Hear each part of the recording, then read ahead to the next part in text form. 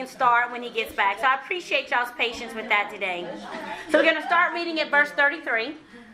And it says, "So Pilate entered his headquarters again and called Jesus and said to him, 'Are you the king of the Jews?' And Jesus answered, 'Do you say this of your own accord, or did others say it to you about me?' And Pilate answered, 'Am I a Jew? Your own nation and the chief priests have delivered you over to me. What have you done?' And Jesus answered, 'My kingdom is not of this world. If my kingdom were of this world, my servants would have been fighting that I might not be delivered over to the Jews.'" We're going to come back to that. "But my kingdom is not from this world." Then Pilate said to him, "So you are a king, Jesus?" And he answered, "You say that I am a king. For this purpose I was born, and for this purpose I've come into this world, to bear witness to the truth. Everyone who is of the truth listens to my voice." And Pilate said to him, "What is truth?" After he had said this, he went back outside to the Jews and told them, "I find no guilt in him. But you have a custom that I should release one man for you at the Passover. So do you want me to release to you the king of the Jews?" They cried out again, "Not this man, but Barabbas." Now Barabbas was a robber. Verse 19, "Then Pilate took Jesus and flogged him. And the soldiers twisted together a crown of thorns and put it on his head and arrayed him in a purple robe. They came up to him saying, 'Hail, King of the Jews,' and struck him with their hands. Pilate went out again and said to them, 'See, I am bringing him out to you that you may know that I find no guilt in him.' So Jesus came out wearing the crown of thorns and the purple robe. And Pilate said to them, 'Behold the man.' And when the chief priests and the officers saw him, they cried out, 'Crucify him! Crucify him!' Pilate said to them, 'Take him yourselves and crucify him, for I find no guilt in him.' The Jews answered him, 'We have a law, and according to that law he ought to die, because he has made himself the Son of God.' And when Pilate heard this statement, he was even more afraid. He entered his headquarters again and said to Jesus, 'Where are you from?' But Jesus gave him no answer. So Pilate said to him, 'You will not speak to me? Do you not know that I have authority to release you and authority to crucify you?' And Jesus answered him, 'You have no authority over me at all, unless it has been given to you from above. Therefore, he who delivered me over to you has the greater sin.' From then on, Pilate sought to release him. But the Jews cried out, 'If you release this man, you are not Caesar's friend. Everyone who makes himself a king opposes Caesar.' So when Pilate heard these words, he brought Jesus out and sat down on the judgment seat at a place called the Stone Pavement, and in Aramaic, Gabbatha. Now it was the day of preparation of the Passover." Finding your notes right quick. Go down to verse 14. Because y'all know I usually have y'all circling words and stuff. Go down to verse 14. I want you to circle preparation of the Passover. I want you to circle that. It was about the 6th hour. Then he said to the Jews, "Behold your king." Underline that whole sentence. He said to the Jews, "Behold your king." They cried out, "Away with him! Away with him! Crucify him!" Pilate said to them, "Shall I crucify your king?" And the chief priests answered, "We have no king but Caesar." So he delivered him over to them to be crucified. So they took Jesus, and he went out bearing his own cross to the place called of the skull, which is Aramaic, which is called Golgotha. There they crucified him, and with him 2 others, one on either side, and Jesus between them. Pilate also wrote an inscription and put it on the cross. It read, "Jesus of Nazareth, the King of the Jews." And many of the Jews read this inscription, for the place where Jesus was crucified was near the city, and it was written in Aramaic, Latin, and Greek. Circle those 3 words. So the chief priest of the Jews said to Pilate, "Do not write the King of the Jews, but rather this man said, 'I am the King of the Jews.'" Pilate answered, "What I have written, I have written." Now that's a whole lot of information, and I was going to break it down into segments, but I wanted you guys to have the whole thing flowing before we started breaking this thing into bite-sized pieces. 4 times in the text, Pilate publicly refers to Jesus as the King of the Jews. Chapter 18, verse 39. King of the Jews. Chapter 19, verse 14. After he had been whipped. 19:15, when he asked him, shall I crucify you? 19:22, all the way through, he makes the sign calling him King of the Jews. Not only did he make this sign that he wrote in the 3 languages, why? Because those were the 3 languages that had the ability to infiltrate the rest of the world. Why not write it in 1 language?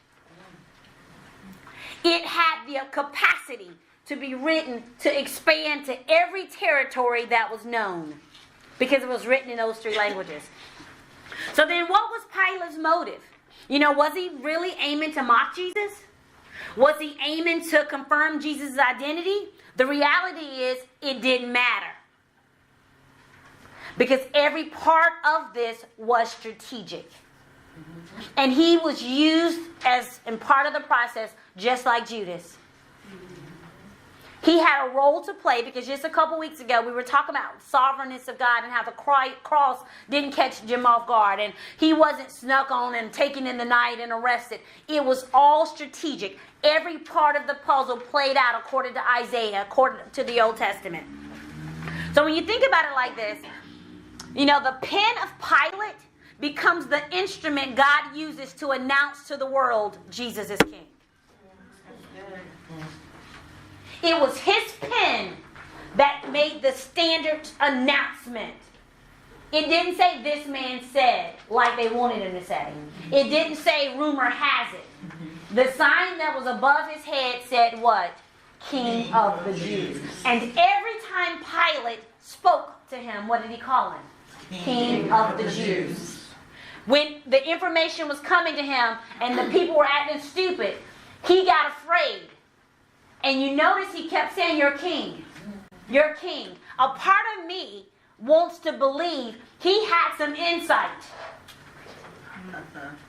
I want to believe he wasn't, because if there wasn't any wisdom flowing, why was he afraid? He knew. What's that? The wife done told him, bro, you better leave that alone. I'm saying don't touch that. Hands off. Now, every good man has got a good woman back there somewhere. If it's his wife or his mama, his daughter, somebody. We know it's a female gene in there somewhere helping.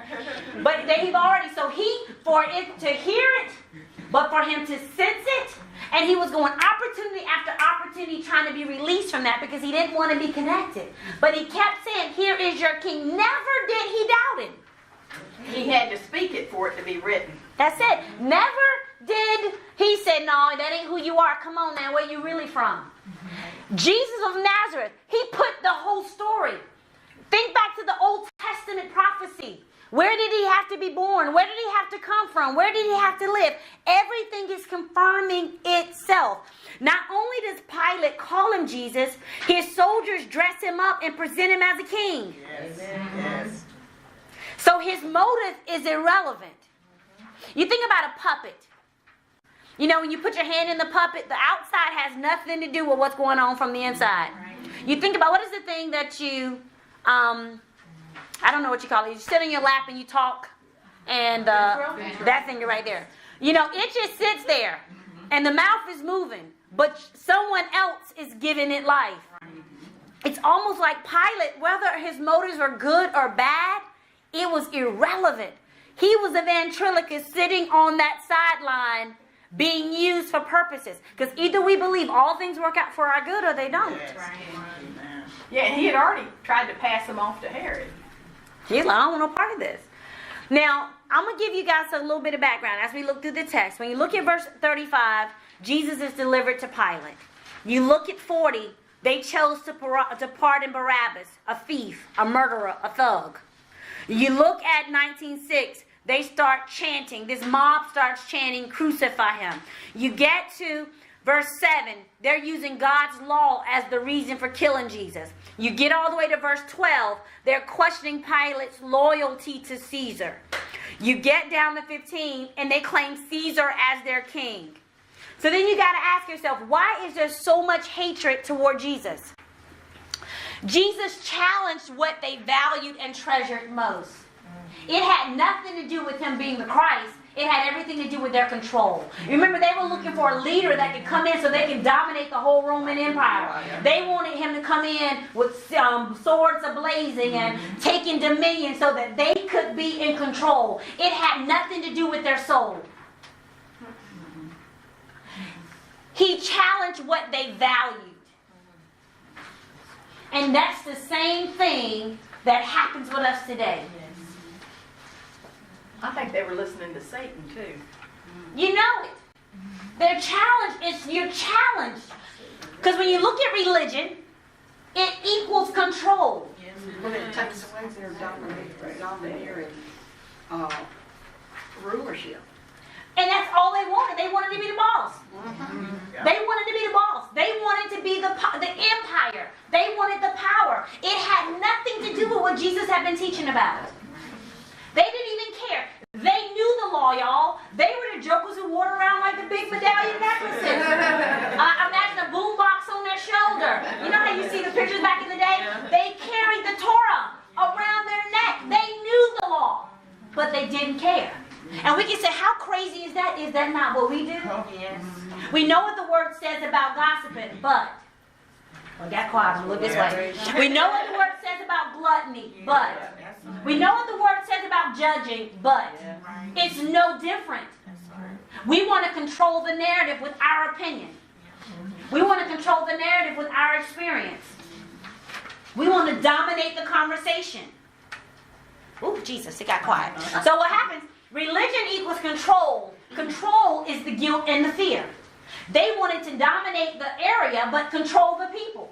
Because as long as the people thought if they did what they said do, then they had it made. They served them. They were the lowest of the lowliest, so they made sure they had everything that they need. So this had nothing to do with the overall well-being of what's going on. It was control. And what Jesus comes on the scene saying, wait a minute, I am the answer. I'm bringing the gospel. So religion equals control, but gospel equals grace. And grace is love and freedom that you can only get through a personal relationship with Jesus. They wanted them to come through him. They wanted them to be the decision makers. If people wanted to do something, you need my permission. I get to tell you if you're good enough. And I'm going to stop for a minute and pull your toes back. Because see, I don't know where everybody go to church and what you do. But it ain't no different than in the local church today. Say it. Say it, preacher. Get it out. You can't come in here with all those tats. You can't come in here with all them gauges. You can't come in here with your divorce. You can't come in here with your track record. You done got around. You can't come in here because you've had abortions. You can't come in here because you still got a drinking problem. Have I got close yet? Nobody gonna be there. Tell the truth, but you know what?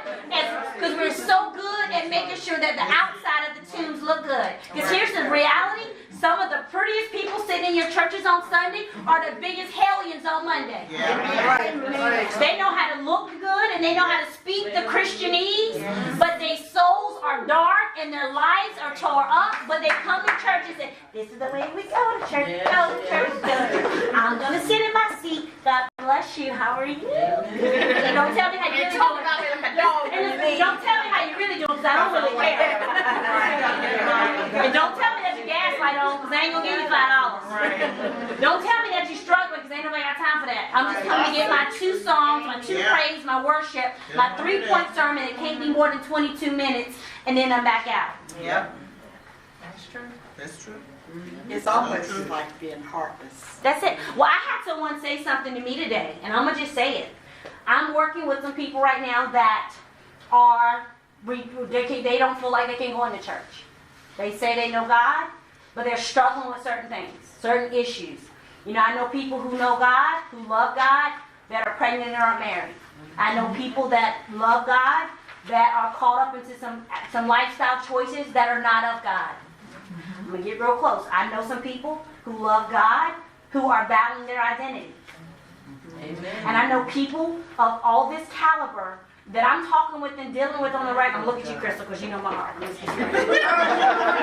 know my heart. That they don't go to anybody's church now because the church has rejected them. Yes. But the church picks who we glorify and what we accept. Because we will put somebody in leadership that might have alcohol problem. Amen. But we tell someone they sit down because they might have this problem. Right. So we pick and choose the problems that can lead. And maybe I'm wrong and my husband is my covering and he corrects me way too often. But the book that I read says sin is sin. It says to be guilty of one means to be guilty of all. It also tells me, I think it's the Message Bible in James, that I can't be trying to take a little speck out Miss Marilyn's eye when I got a light pole coming out of mine. And what happens is we read this text and we look at these Jews, we look at these Pharisees, and we're like, how stupid. But then if we are honest with ourselves and we don't stop and look in the mirror, we're repeating what they did. Yes. Amen. Yes. That's good. We're repeating it every day Yes. with judgmental attitudes because people sin differently than we sin. Right. So we put ourselves in one category and we put other people in another category. I don't do that, but you sure do this. Right. That's right. And what I'm learning more and more is we all got something. Yes, we do. And you're going to have something to Jesus call you home. That's right. We are. Because you live in an earth suit and in a fallen world. And one of the reasons why darkness is running so rampant is because we Christians have turned off our light. Because I can disagree with you and love you. There you go. You can be wrong as two left shoes and I can still love you. That's right. Well, I can't deal with them. I can't deal with that. They do this. But what if God would have left you That's right. when you were doing that? Because we all got a past. I know y'all looking holy today. And you might not have cussed nobody out this week. But everybody got a past. You might not be doing it now, but there was a day. You know, I look at some of these older women, more mature women, who cast such judgment on how the young girls dress or what they're wearing. But I see my mama's and grandmama's pictures. Mama girl, y'all wore some short dresses. Y'all had all your ham hocks out. The long boots and all your ham hocks. And we look at that. That is that. And look at, then we talk about the leggings and we talk about all this other stuff. But y'all's pants were painted on. That polyester was one size. One size. I ain't never seen no little picture. They were hot. And it was bright red and purple. You had your platforms on. And couldn't nobody tell you nothing. But now, hanging out the end. there you go. But now we look at these little girls. Yes. Because you can't wear that no more. But there was a day You're right. when couldn't nobody tell you nothing. How quickly we forget. Yes. I started learning this as I was wanting to kill my middle daughter. Everything she wanted to do, everything, her mouth, her attitude, her got to be right, got to have the last say. Does that remind Hush, you? Mary. And it was just, I would be going at it. Me and her would just, and she wouldn't disrespect me, but she'd get as close to the line as she could. I mean, she would be like right there. She knew if the wind blew, she crossed. And we would just go at it. And one day me and her were going at it fiercely, and I walked in the room, and my husband sitting in his recliner, and he looked at me and smiled, and his response was, "How does it feel to argue with yourself?" Now,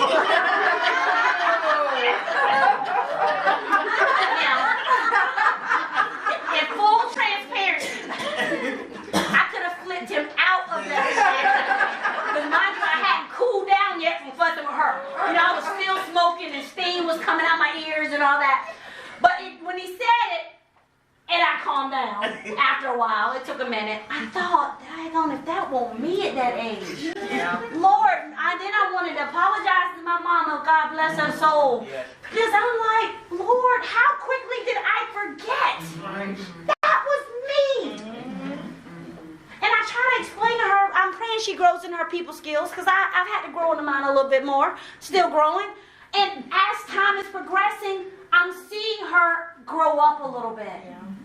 I wanted to talk to her 15-year-old self like myself at 40 or 45 or like we can't do. We got to step back and say, God, give me eyes to see with compassion and love. I don't know who put us on this high mountain. Get down. We did. Get down. And you know the reality, Marilyn, is we put ourselves up there not realizing that we make ourselves an idol because now we're the standard. That's right. And we want to know why people aren't going to Jesus and why you can't get them to come to church. Because they listen to what you're saying and they confused.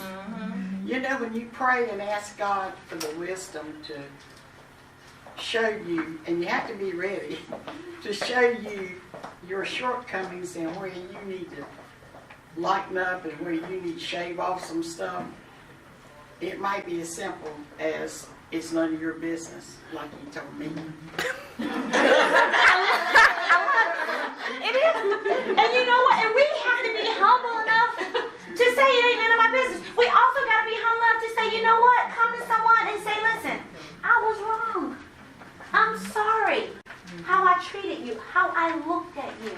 I'm sorry. This is the one I've had to say. Because sometimes it's not what you say, it's what you don't say. Right. We got to be willing to say, listen, I'm sorry how I made you feel. You gotta humble yourself. You gotta humble yourself, because here's the reality. I serve up truth and love. And anybody who hangs out with me know that's my flavor. But it's never my desire, well, not never. It's rarely my desire for it to bite.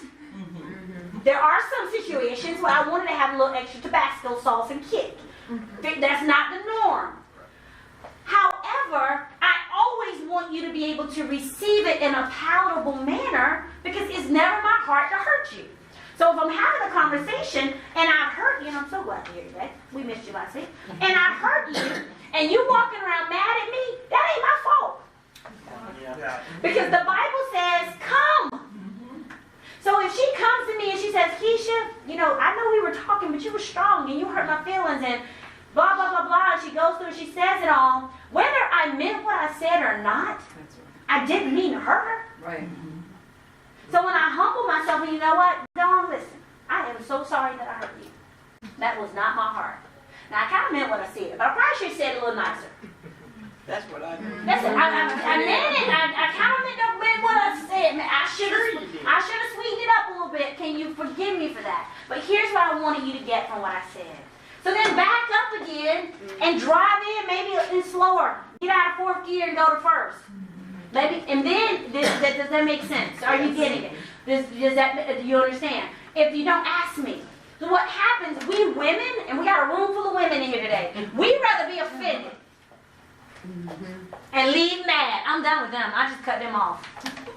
No, I don't be out. Listen, let's be real. Anybody else said you done and cut somebody off? Tell the truth. Yeah. Be honest. Or even if you didn't say it, you sunk it. Yeah. Hey, you know how I cured myself? Well, I say I cured myself. We all know God is the source. But you know how I stopped road rage from coming out of my mouth? How'd you stop road rage, Marilyn? I don't part my lips. Notice she said she didn't park her car. And she wears sunglasses for the rolling of the eyes. You gotta do what you gotta do. But the reality is, you do what you know that if you open your mouth, what's coming out. That's right. You know if your eyes ain't covered, what people are gonna see. You have to become aware and cognitive of what you're presenting, what aroma is coming off of you.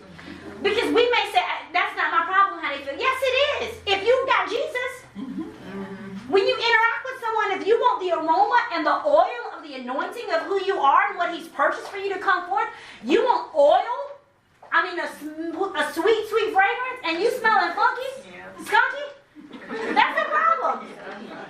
And then they're going through, and you know the answer, and then, they say, I don't want to go there. Because what the scent I get is judgment. The scent I get is criticism. There's no Christ in that. When we look at this perspective real quick, think about it like this. This occurs during the Passover festival. I had you guys circle that in 14. Now it was the day of preparation of the Passover. It was about the 6th hour. He said to the Jews, behold your king. On the day they celebrated their salvation from the king of Egypt, they killed their own king. Talk about the power of double-mindedness. Right. They're celebrating freedom, so they say, physically, but they kill freedom spiritually in their perspective. The same day that we recognize where God has brought us out of, we try to destroy where he's taking us into.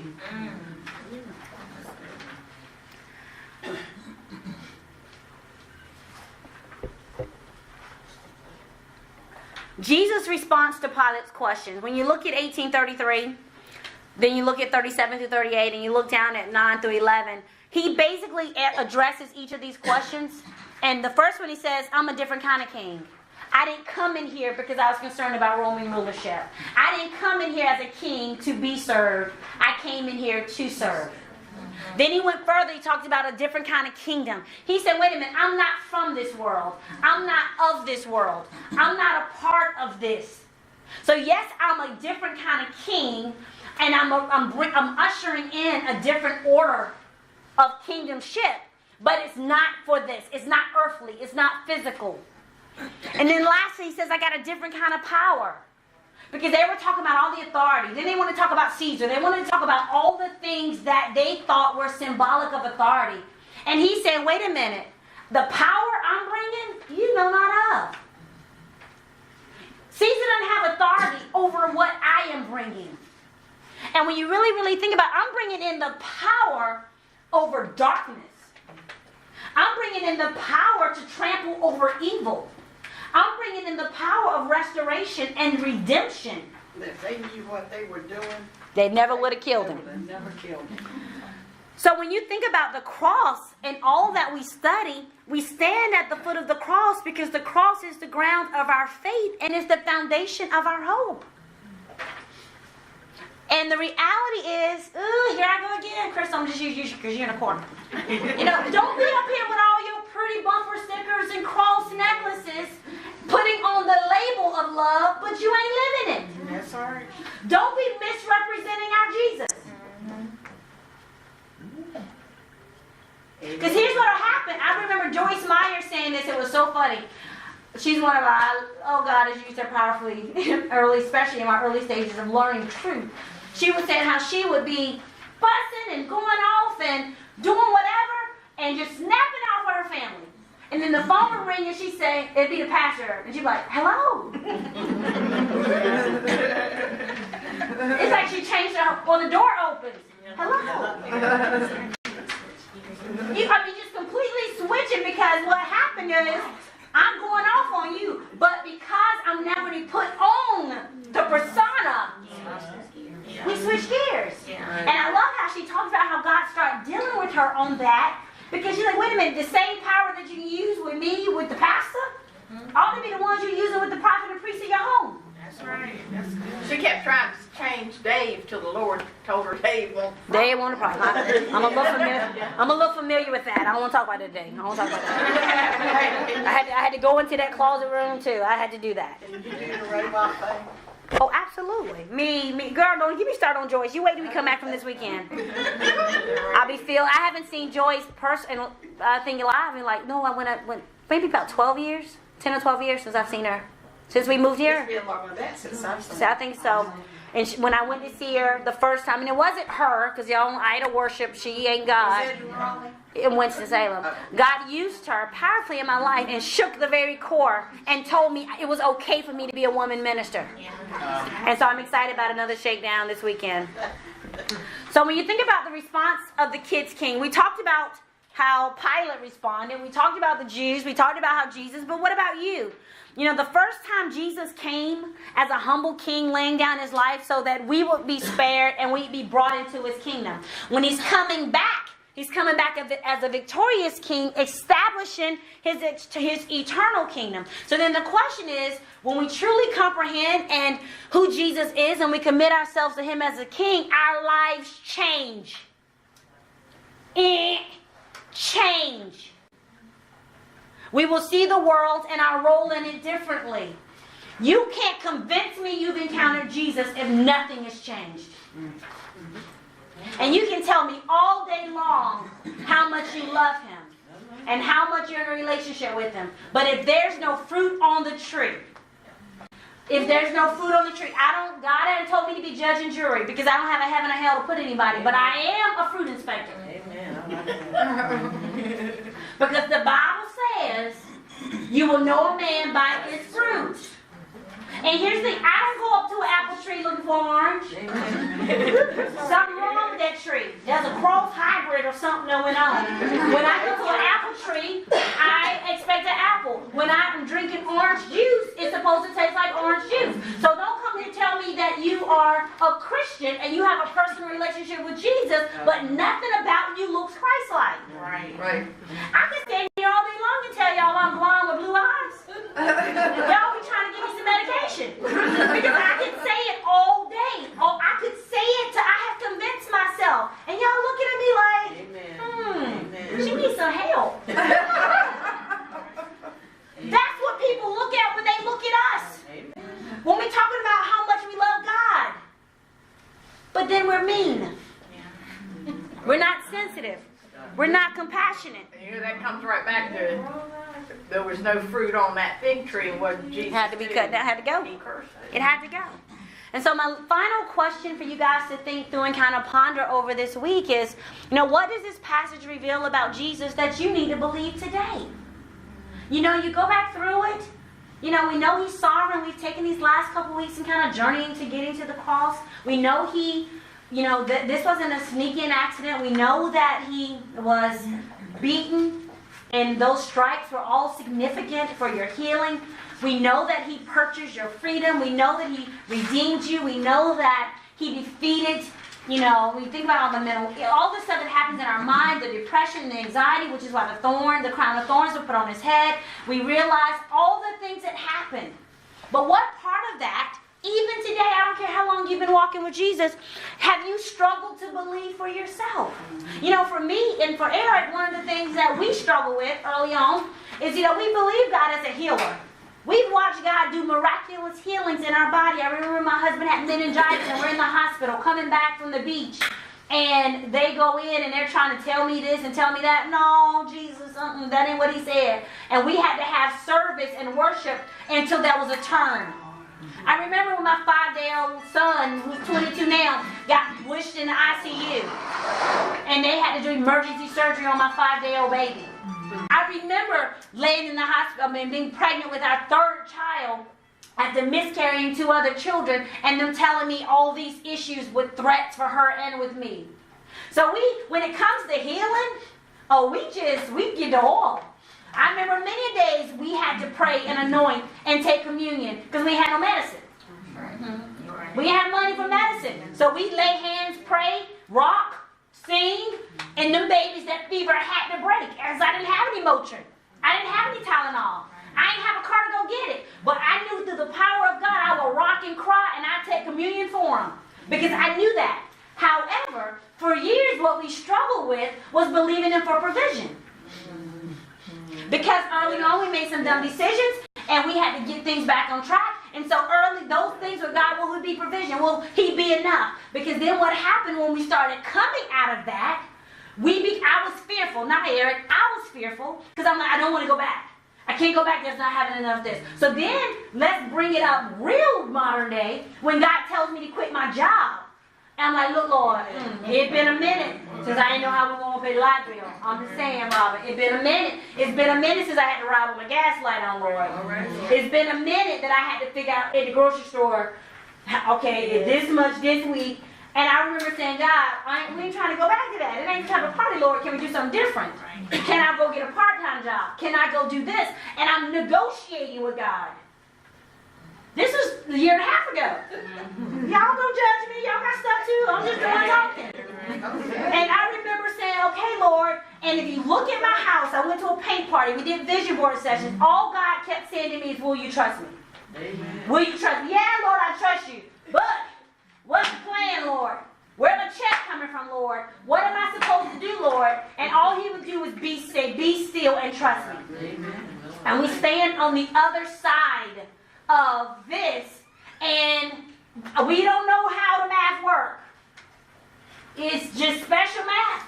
It's a God geometry. But he's done it, and what he's proven to me is in the area that I didn't believe, now when something shows up, and we got to write a big check, or our daughter trying to go to Africa, and our son trying to do this, and our daughter trying to test stuff up, and stuff happening, and it's like, Lord, do it. because I didn't believe in that area. And this year and almost a half has taught me, look, girl, I got you. Yeah. So I've had to grow in that and not be fearful. Because I know how many times I said to Eric, you know, you want me to go get a job? And his philosophy is, I'm going to tell you, you can get a job, who do people going to call? You get a job, who going to the hospital? You get a job, who taking them to their appointment? You get a job, who taking them to the rehab center? Who's sitting with them? Why the baby? Who? No, cause I ain't doing it, so you can't go. No, I got the job. I work.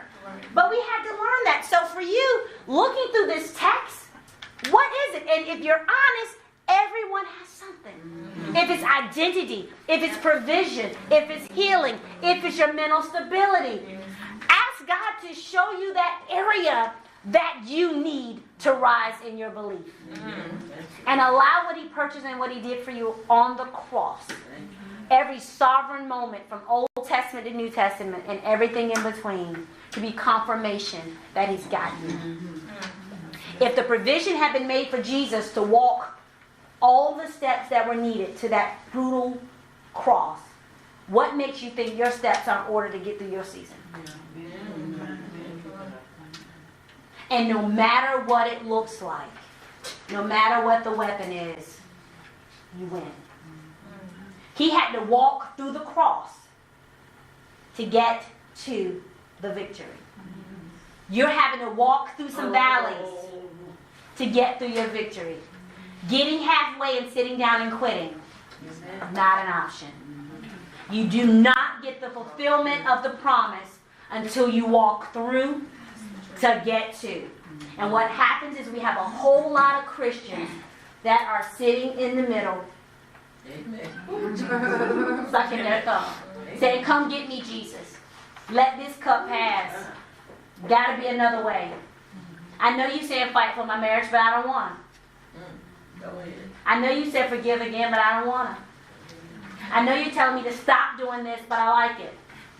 I know you're telling me to stop doing this, but I don't want to. You're sipping on a milk bottle, sucking on a passy, but you want to play in Big Girl Club when it comes to benefits, blessings, and authority. But what's happening when you show up in the situations, you're fighting like a toddler. Because you've sat down in your believing. And then you go stand up next to somebody like, I want faith like that. I don't want to fight.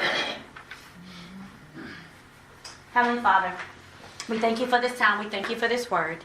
We thank you for your faithfulness, God. We thank you for not stopping halfway. We thank you for just going through the entire process for us. We thank you, God, for having us on your mind. God, we thank you for your unconditional love and acceptance. We thank you for splitting time in half and sending us Jesus. God, we thank you for forgiveness. We thank you for power. We thank you for health and wellness. We thank you for restoration. God, we thank you for being our ever-present help. We thank you for being our way of escape. God, we thank you that we can't be separated from you. We thank you that you never leave us nor forsake us. God, we thank you that your grace is sufficient for us. And every single thing that we need to live the victorious life, it came when we got you. So God, help us in this moment stop making excuses. Help us to stop comparing. Help us to stop singing the woe is me song. And to stand up in the power and the might and the fullness of who you are. And to walk triumphantly toward the victory and the promise that you said is ours. Help us to run the race that's set before us. God, help us to be salt. Help us to be light. Help us to be a sweet, sweet aroma. When we walk into a room, may we not be a thermometer reflecting the temperature, but may we be thermostats and set it. May we set it to grace and love. May we set it to acceptance and kindness. May we set it to compassion. God, help us to love the unlovable. Help us to go after the forgotten. Help us to see the invisible. God, help us to stop gauging people's hearts by their behavior. Because what we know is sinners sin. We also know hurting people hurt people. Well, we also know that there is no light until light shows up. And God, help us to be the carriers you've called us to be. Help us to be the containers of power you've called us to be. God, forgive us for being lazy. Forgive us for being selfish. Forgive us, God, for looking at it as it being somebody else's something and not ours. God, help us to realize when we said yes to you, we said yes to the mission. And the mission is for us to be disciples that are committed to making disciples. When we said yes, we said yes. We'd be a showpiece for your glory. We said yes, we'd be instruments for your use. When we said yes, we said we'd give you our hands, our feet, and our mouths. Yes, Marilyn, our mouths. Me and you, Marilyn, our mouths. Our eyes and our foreheads and all that other stuff that we use. But God, what we do right now is we present ourselves to you and we say, have your way. God, use us. You be glorified through us. And God, help us to recognize we're not called to be perfect, nor is anyone else. But we all called to be perfectly willing to surrender. And to be Jesus with skin on everywhere that we go. I speak a blessing in every person in this room. God, you know what they're standing in need of and what they're desiring. You know the area that they struggle with their faith and their belief. God, help their unbelief. God, let your word come alive to them and speak to them at the very core of who they are. Show them who they are in you. And then, God, show them who you are in them. And may they never, ever be the same. In Jesus' name. Amen. God bless you. If you don't have any